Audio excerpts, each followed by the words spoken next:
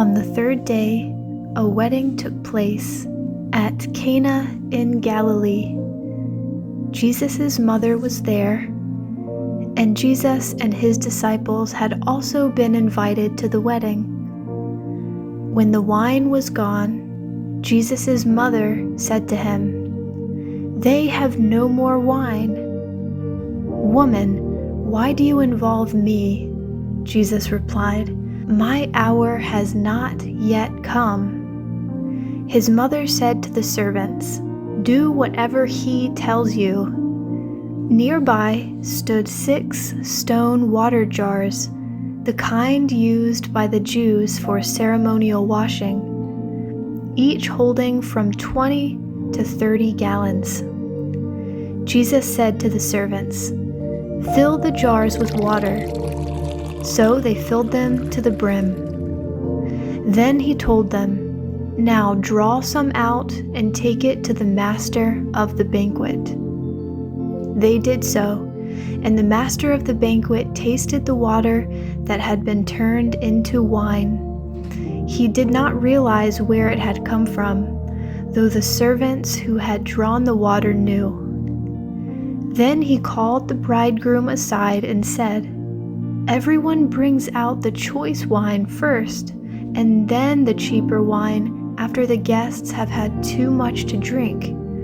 But you have saved the best till now."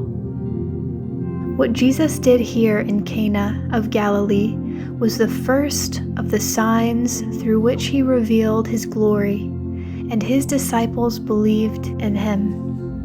After this, he went down to Capernaum with his mother and brothers and his disciples. There they stayed for a few days.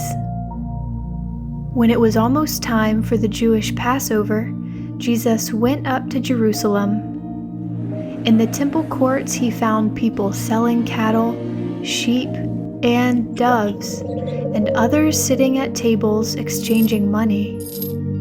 So he made a whip out of cords and drove all from the temple courts, both sheep and cattle.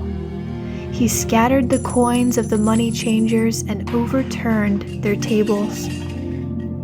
To those who sold doves, he said, "Get these out of here.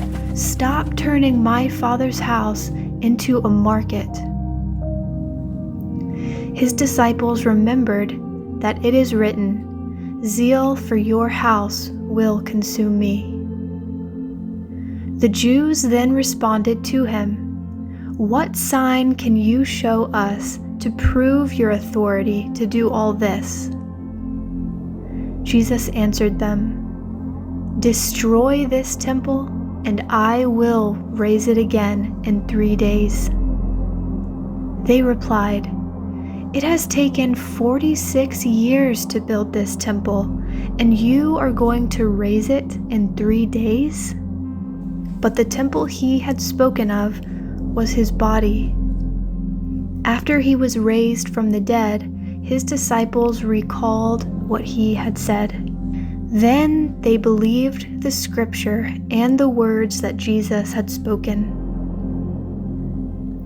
Now, while he was in Jerusalem at the Passover festival, many people saw the signs he was performing and believed in his name. But Jesus would not entrust himself to them, for he knew all people.